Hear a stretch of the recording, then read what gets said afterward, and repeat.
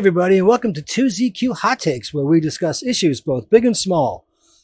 I am your host, the very handsome Tim Kirk, and today I'll be reading from my semi-autobiographical novel, I'm Just Making It Up As I Go Along, and Things Have Not Been Working Out As Well As I Intended, Chapter 9953, Temporary Friends, Part 4, Delinquency, Rapture. It occurred to me that being addicted to cocaine can be compared to having intense gas and flatulence. You need to fart, but sometimes the odor is just so atrociously heinous and concentrated that you become disturbed by the intensity and wonder what kind of digestive activities and secretions are at work, making whatever you have consumed stink so badly.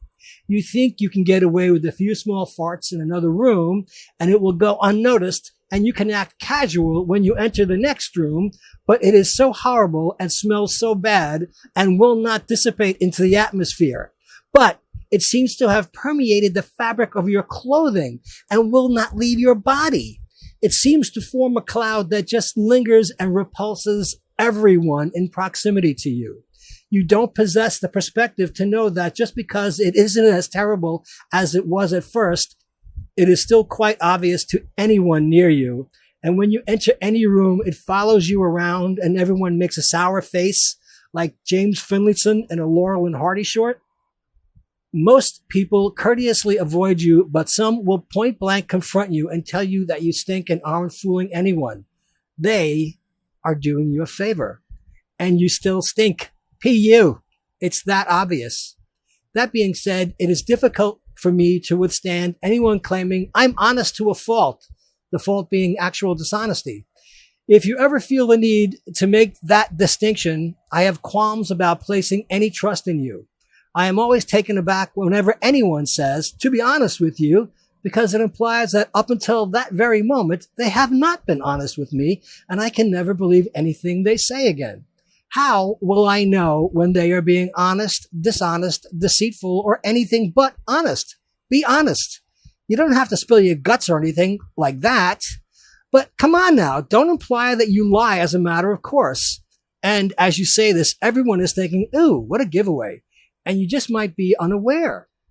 It's a lot easier to go through life without needing to remember a tissue of lies you're going to get caught in anyway. And as an aside, don't you just hate it when you are in the middle of a sneezing fit and at a certain point in your life, they do become predictable in intensity and length? And you will usually sneeze a certain number of times, but it is quite often more than just once. And whoever approaches you to talk starts talking to you immediately after the first sneeze and does not comprehend that you are in the midst of a session that leaves you unable to focus on them, and they just keep on jumping in there between sneezes and don't wait until you are finished and can concentrate on their piddling crap. Bill Graham and the $50 t-shirt and sandwich. So this is from KBOO.org's blog about the event experience on a radio show hosted by a fellow named Andrew Geller. I will get to the experience right after reading this, and it is relevant and significant. So Mr. Geller says, there are two other significant aspects to the 79 New Year's run. One hardly noticed and the other enshrined in Grateful Dead legend. What seems to have been elided in Deadhead history was that the New Year's 79 show appears to have been the formal beginning of the annual road trips to the West Coast by Eastern Deadheads. Obviously, many a Deadhead had made their Western pilgrimage in the past, but here was an extended run during a vacation period, not so hard to fit into work or school, and it was like a homing call.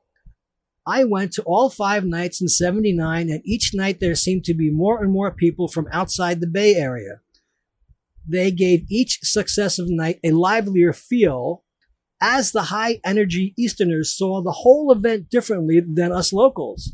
New Year's Eve, as I recall, was a wild, strange night indeed, a sort of party with representatives of every state of the Deadhead Nation.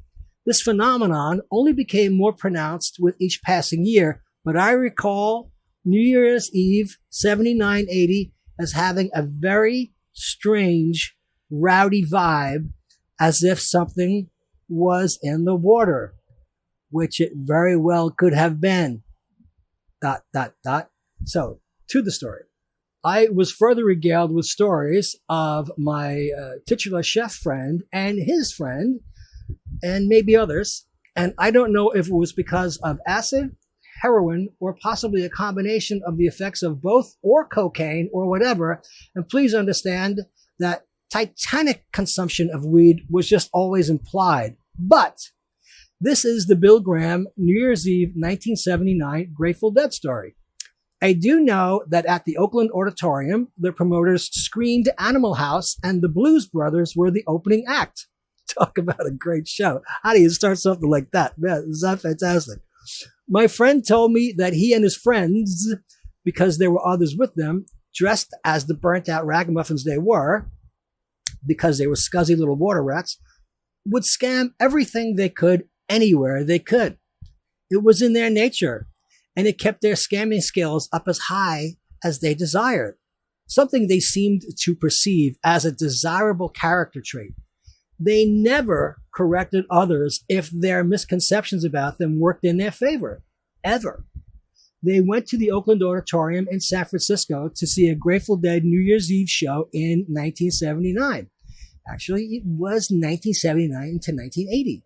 My friend told me, and I took this with a grain of salt, that while they were waiting online, Bill Graham was legendary for picking out a few of the more needy-looking wastrels in the crowd and would, out of, I guess, a sense of noblesse oblige, offer them a nominal gig inside, so they got in for free, with $50 pay, a sandwich, and a t-shirt, so they wouldn't look so grubby.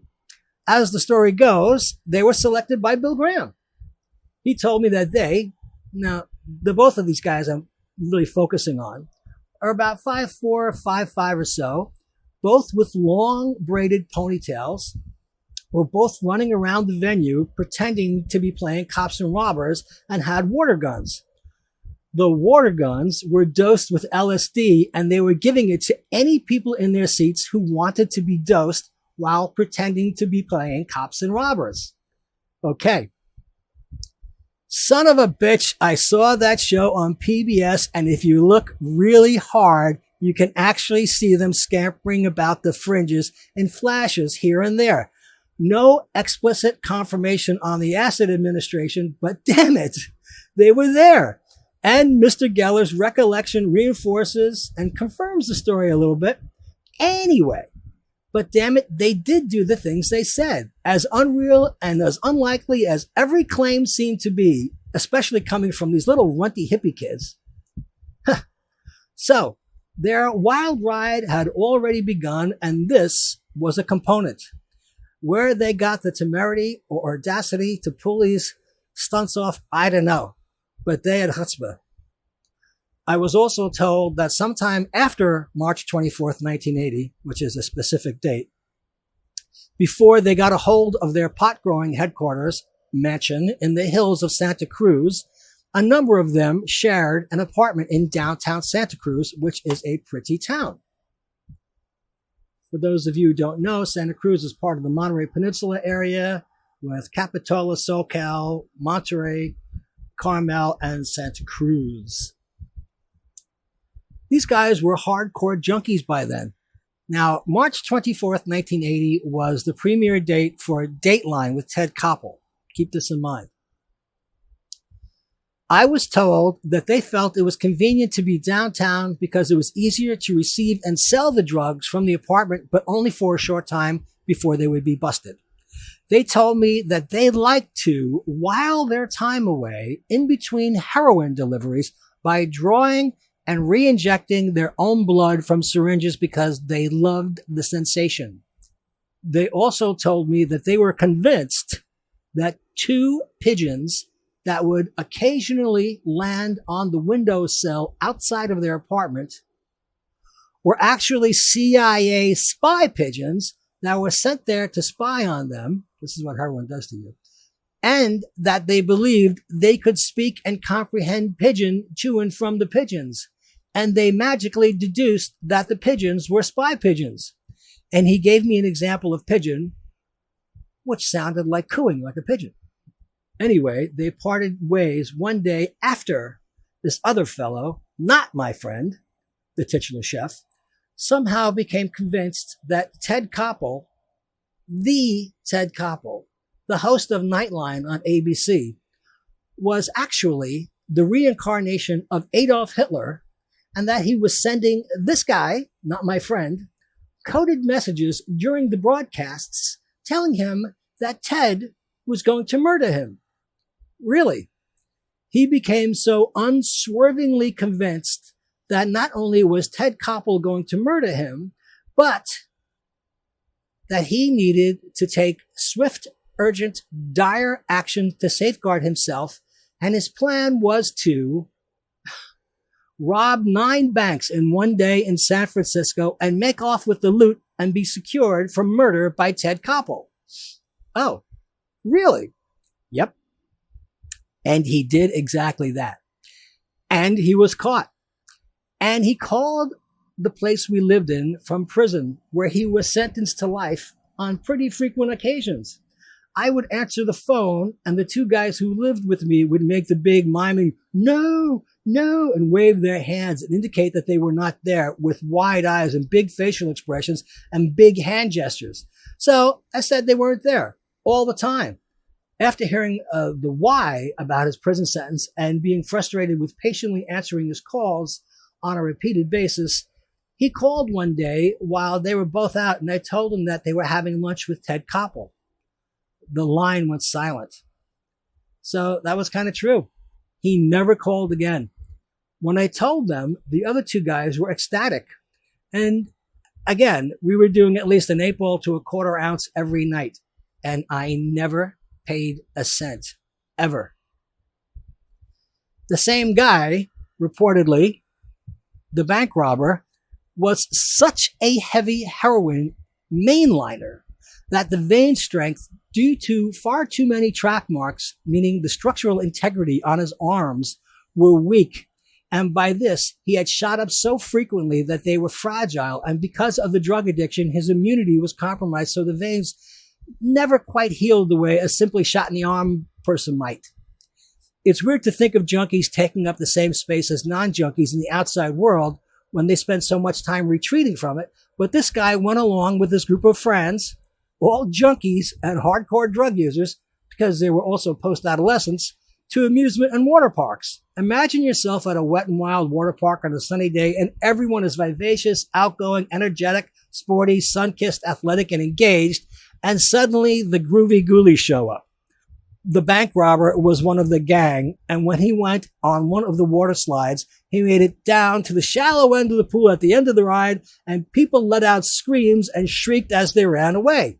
It seems the slight water pressure from the slide popped open the veins on his arms, unbeknownst to him, and he left a trail of bloody water from the slide all the way down to the pool, where he was staggering to get up and out of the water, and his arms were bleeding from multiple injection puncture sites, and the blood was smearing and dribbling from his arms, while he was smiling and very pleased with not only his experience, but was full of enjoyment from being at the park. He was stopped by park staff and was informed that he was bleeding and they needed to hustle him out of there, but were also grossed out and fearful for their own safety. Meanwhile, other attendees were freaking out as they were exposed to the running, dripping blood and the red water while this guy was taken away for emergency medical assistance. I would imagine that experience was fodder for therapy sessions for a few years to come for many of the park goers. And of course, they had to close down the ride and disinfect the whole damn thing and just make it a nightmare for everyone who was involved. By the way, the entire time I spent there at the place I was living at, if you want to call it living, I slept on the floor in the living room, as did my friend. We frequently ended the evenings long after the sun came up by drinking a bottle of red wine, which was mysteriously appropriated from the restaurant we were both employed at. We got it from the attic. They did not have a basement or cellar, but a wine attic, a ratty, bare-walled, uninsulated, hot in the summer and cold in the winter attic. We would go up there when it was not very busy to take stock, which consisted of us doing about a half a gram of coke each in a few minutes, several times a shift. And he would snag a bottle for later. We never had the presence of mind to ever take or purchase a corkscrew. Can you believe it? When the morning came, we would go into the kitchen of the place we were living at and open the drawer to look for one as if it might magically appear, or we had conned ourselves into thinking there might be one in there, but there never was. Of course there wasn't. We defaulted to using a bent tine of a fork and jamming it into the side of the cork on about a 15 to 20 degree angle and try not to get too much cork floating in the bottle, but we almost always did. The kitchen was full of bent tined forks. It looked like Uri Geller had been in the house. By the time we actually fell out and passed out, the other guy would be getting ready to go to his job and intimidate and threaten delinquent, indebted people over the phone and supervise others that did as well. I still can't quite picture the legitimacy of that operation, but it was somewhere in an industrial office campus or commercial building on Long Island somewhere. I had no idea. When you are in futility, trying to drum up reasons to justify why you are being self-destructive when you know better and are still using, it reminds me of being enthusiastically attracted to a specimen of manhood with an outstanding physique, but is an empty vessel inside. Many good-looking, fit men are also highly intelligent, cultured, and accomplished, but no matter, when we are attracted to them because of their appearance, we tend to invest them with attributes they cannot possibly possess or live up to outside of our fevered imaginations. Aside from their complete indifference to whether you exist or not, they simply are not made of the fantastic fluff you have decided they are comprised of. And being in the vicinity of them for any occasion does not make you special or better or superior or endowed with any enhancing qualities. It actually lessens your presence to mere superficiality. So my friend had a rudimentary skill of playing the guitar and was fond of playing Bob Dylan songs while we were lounging around on the floor of the place getting coked out. He liked to play The Idiot Wind and would change the lyrics to, "You're an idiot, Tim." I knew he was right. I was and still am quite the idiot. Oh, by the way, we almost never went downstairs to the basement of the place. But when we did, my friend shared his grand vision of using the basement as a growing operation to hydroponically grow weed to sell. This plan never came within 100 miles of fruition, let alone was anything plotted out. Absolutely nothing concrete in any sense ever occurred, so it was merely a pipe dream.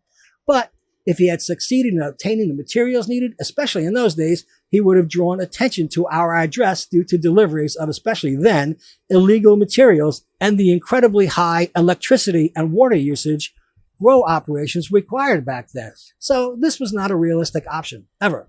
As an aside, I still do not and never will know what specific impact I had other than being told nice things by his father at the funeral when he was introduced to me. And at that point, they were mourning, in deep despair and terribly upset, so I had to take that in measure. He died when he was 27. He was a scammer, ever the scammer, flowing with cash but always with a larcenous heart. It became part of his nature, like one of Fagin's boys, and he could drink. One Sunday afternoon during brunch, I saw him drink 17 quadruple margaritas in hurricane glasses, and as he moved to try to place his glass on top of the cigarette machine in the bar so he could use the restroom, he missed and fell over like a tree that had just been cut down by a lumberjack. Faceplant. Yep, 17 quadruple margaritas. Alcohol was the very least harmful thing he was ingesting at the time. He died because his friend, who was the drug mule for a legendary rock star, who was sober and clean at the time, allegedly, was given the epithet Ignatz and was selling to friends in the towns or areas the group toured in while the rock star was temporarily clean. And he gave him some extremely potent heroin, and the guy, who had a funny nickname, Ignatz, came to the restaurant with his girlfriend, and they sat outside.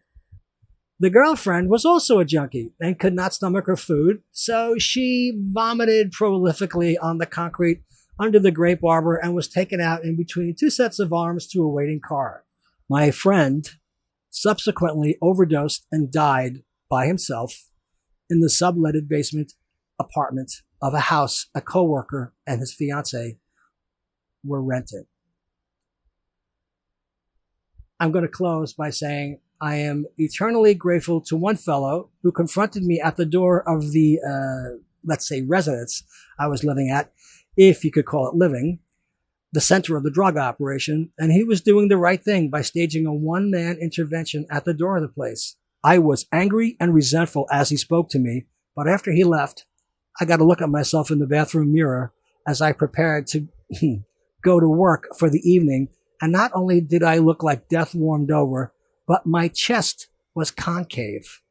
Right then and there, at that point, I somehow managed to snap out of the spiral, pulled myself together, and went cold turkey right then, at that very instant.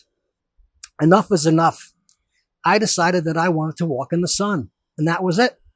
After I left the place, their mutual arrangement fell apart somehow, and I don't know if I was unconsciously acting as a sort of connective tissue or my presence was a buffer or whatever occurred, but the freebaser and my friend went their separate ways. More to come. Thanks for listening. See you next time. And as the kiddies say, peace out.